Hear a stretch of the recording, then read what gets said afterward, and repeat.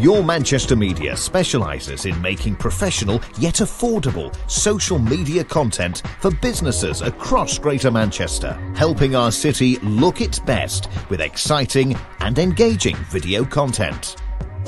Our team has years of experience working with local and national brands and can create professional video content for all budgets. Whether you're in retail or fashion, a restaurant, a bar or a corporate client, we'd love to work with you.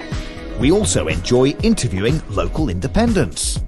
We'd really like to help you tell your story with a unique promo video about your business, where you really are the star of your own show.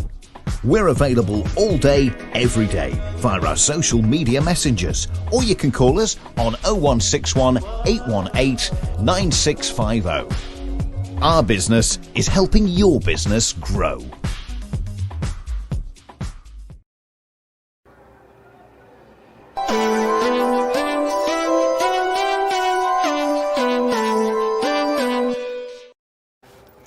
Welcome to the Whitehead Files. I am really excited. I put my best leopard skin jacket on because she's a fashion icon to me anyway, so I wanted to look good for her today.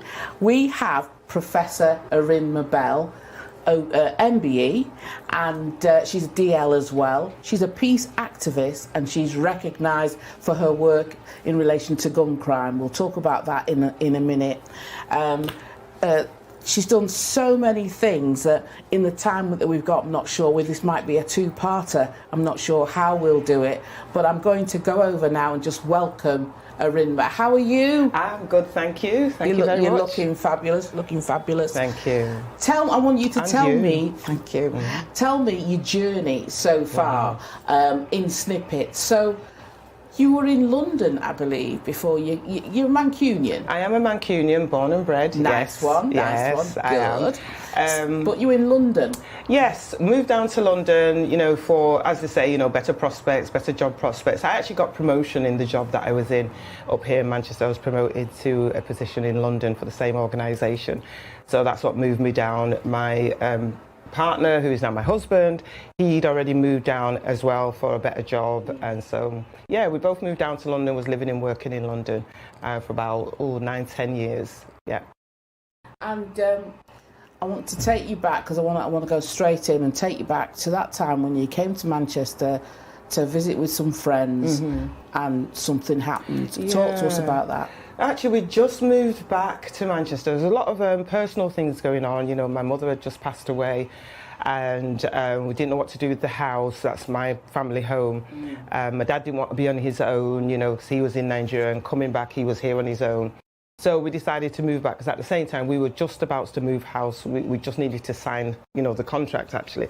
And my husband used to come up here a lot, and we used to come up, but too often, for funerals.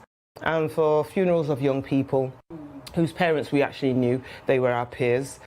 So he made the decision that, look, let's move back to Manchester to try and see what we can do, try and see, what's happening in our neighbourhood, Moss Side, where he was brought up, wasn't born there, but was brought up there. I was born and brought up, in Moss Side. Let's go back and see what we can do. So we did, moved back up, relocated back. And long story short, and one evening, we were going out around Christmas time to a Christmas do. There were 6 of us in our car. We had a people carrier then because of all the children. And as we were approaching the house, we'd come out of the car. As we were approaching the house, I was in front of my friend called Charlie. And unfortunately, what happened was there was 3 guys at the doorway.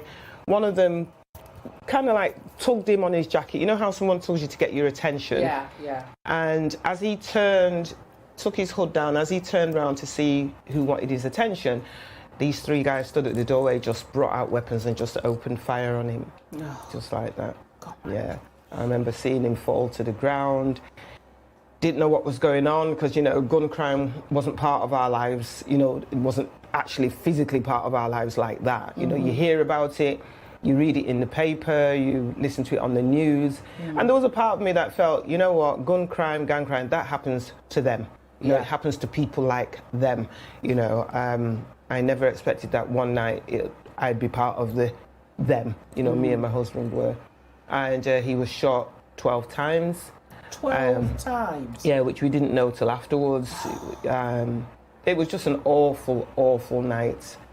He did survive because I made the 999 call. I had to, at the time, I remember my husband picked me up and ran across the road. It's when I said to him that, it's Charlie. He said, no, they can't be shooting Charlie, because as far as we know, no one's going to shoot any of us. We haven't done anything. Yeah. And I said, yeah, it is. It's Charlie, So I ran back, fool. But I ran back. Instinct, though. Yeah, it was. It's that. I mean, now when I look back, it's that, fight or flight. Yes. And I think I stood there, argued, shouted, rang 999. So many things happened that night. Took 45 minutes for emergency services to arrive, even though we were 5 minutes down the road from the hospital, MRI. They told us they had to do a risk assessment first before they come into the area. So it was like, so who does our risk assessment? What about us? I remember speaking to the call handler and, she was asking me loads of questions. They go through the usual, what's happening? I said, my friend's been shot. My friend's been shot. I need an ambulance. My friend's been shot. How do you know he's been shot? Because people shot him. Are you sure he's been shot? Yes, he's been shot. Where's he been shot? I don't know. So how do you know he's been shot? I said, because I saw the people shooting him. So how many times has he been shot? I don't know how many times he's been shot. Wow. So what emergency service do you need? I need an ambulance. Are you sure you need an ambulance? Yes, I do need Why do you need an ambulance? Because my friend's been shot. We're going around in circles. And there was a point in the conversation, and I only know this because they played it back to me. Right. When the woman asked me, she says, are you sure you need an ambulance? I says, you know what? I says, of course I need I've told you several times. And then, I says to her, you know what? We need the fire brigade. She said, I said, yeah, there's a fire. I said, we need the fire brigade. I said, we also need the army. We need the army. I said, you know what? We need the fire brigade. We need the army. I said, even send a fucking helicopter. I said, and you know what? We might just get a fucking ambulance. And, with that, I just exploded. Yeah. And then I started breaking down. I remember saying to her, look, if you're not going to send an ambulance, please just tell me what to do. My friend's dying on the floor. I just need to know what to do. So she went through the first aid. But even after that, do you know they wanted to prosecute me for verbal abuse to the call handler? What? Mm-hmm. In that traumatic situation? Yeah. Because it was tantamount to a little bit of a war zone. Yeah. And you just wanted the emergency services That's all I wanted, to be there. So emotionally, you just needed to get them there. Yeah, that's it. And so when they told me that, I said, at first I was like, I didn't say anything wrong. When they pressed the thing, you listen, I was like, yes, that is me. I said, but come on. She asked me, it was about 8 or 9 times, she asked me what emergency services do I want. And I told her every time I said I needed an ambulance. And you know what they told me? She couldn't understand my accent.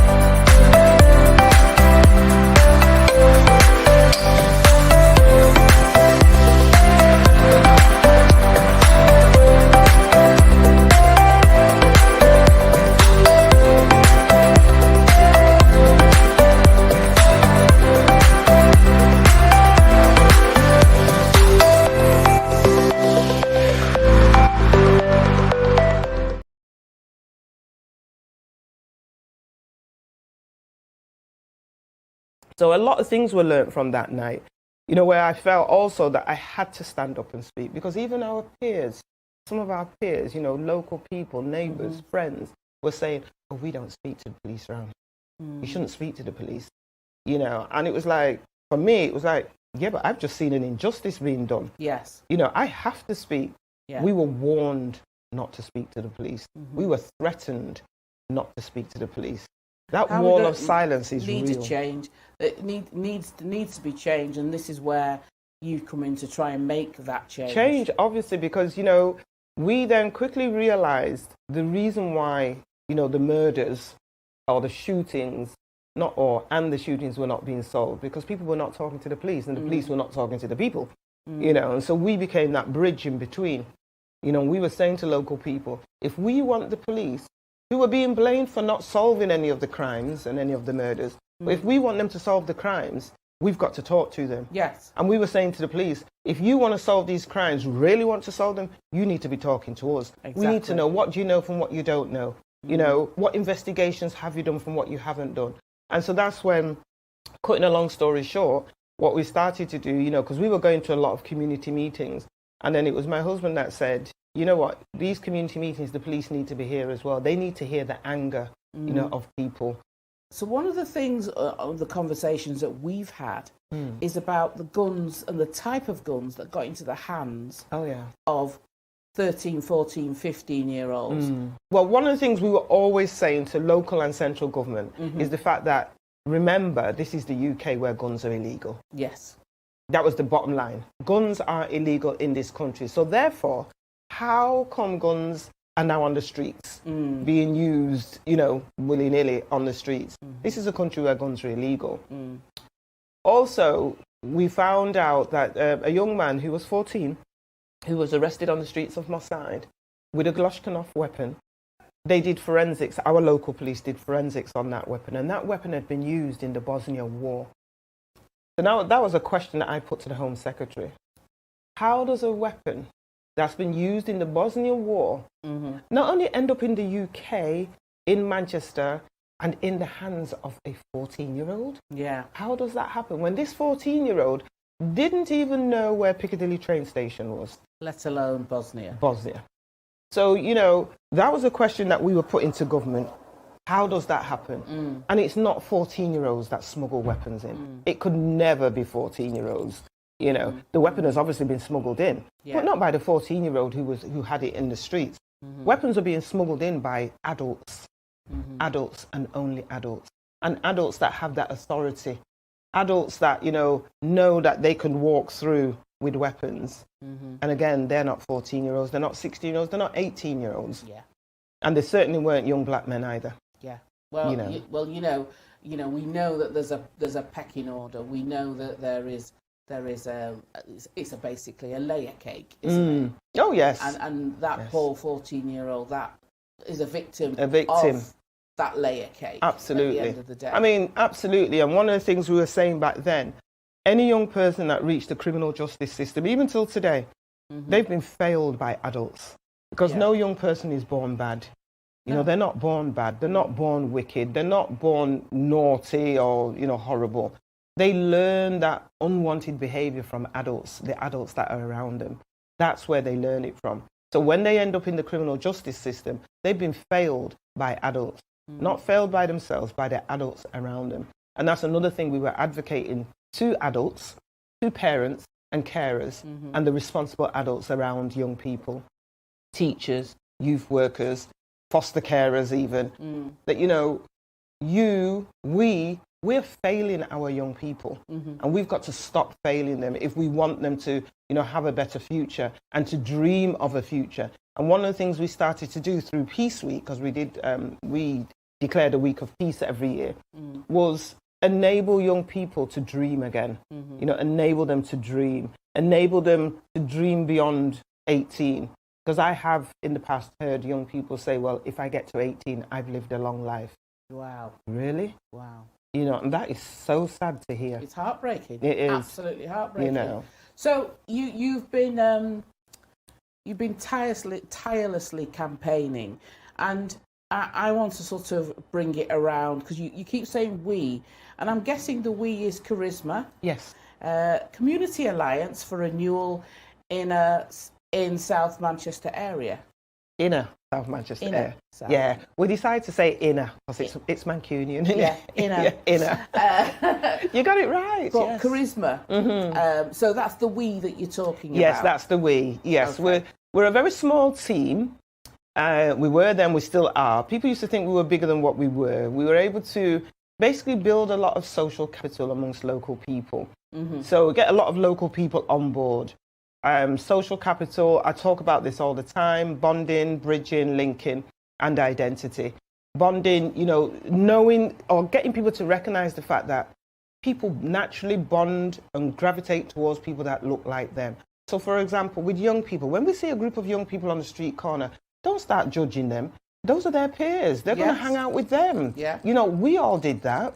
You know, if we see a group of women who wear hijabs all huddled together talking, don't judge them. No, exactly. You know, they're huddled together because they have something in common. They speak the same language. They dress the same, you know. But what that tends to do is those of us that don't belong to those groups, it causes the phobia in us. Islamophobia, homophobia. I wish there was a word, you know, a xenophobia. I wish there was one for young people phobia. I'll create one soon. Yeah, yeah. But, you know, well, people that are afraid of young people. Generation phobia. Yeah, you know. And what we did very well, we became that bridge.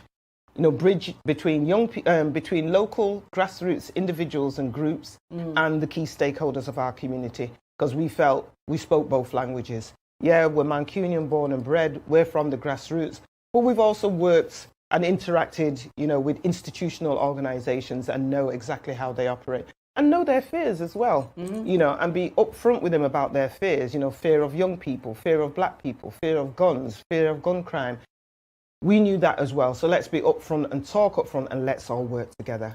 Fantastic. And with all this work that you've done, Karen Lyons has created a fantastic bust of you. I'm absolutely obsessed by it. You know, every time I see you, I go, ooh. And, you know, last year I got you on stage just before the lockdown when we did the massive Walk for Women, which was awesome. And you and I got on stage. I think we've got some pictures that we might put in to this interview of you and I. I don't know what we're doing, but we're in sync doing something on stage. I know.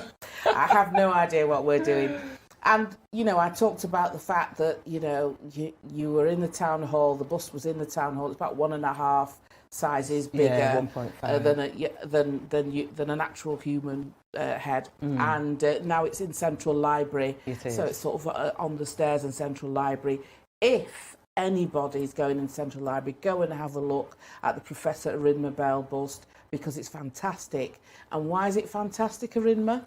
Well, it's first of all, it's made out of 50 recycled guns as a tribute to my work on anti-gun and gang crime, because Charisma did manage to reduce gun crime, being that pressure group on local and central government, reduce gun crime by 92% in Greater Manchester. This is fantastic. And the other paradigm in history that it creates is, one, I'm the first woman in 150 years to have a statue of herself unveiled in Manchester Town Hall.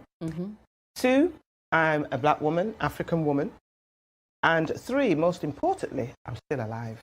So yeah, exactly.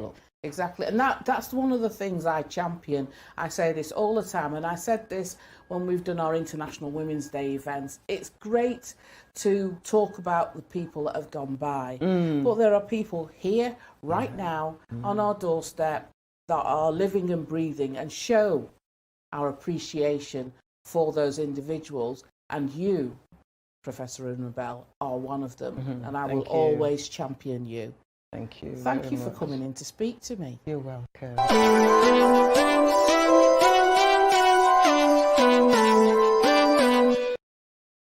What I would like people to do is, you know, if you're interested, which I'm sure you will be, we've all had a year of lockdown, and we need to get out and about. We need to get into our creative side. So guess what? I've got a course running, and it's looking at the creative ways that you can get that job or start that project or even start that business.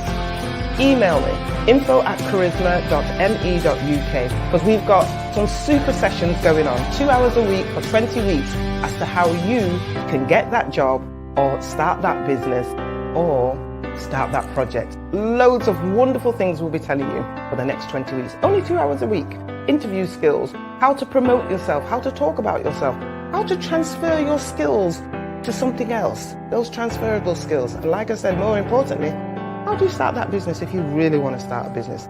I can show you how to start a business legally in 24 hours.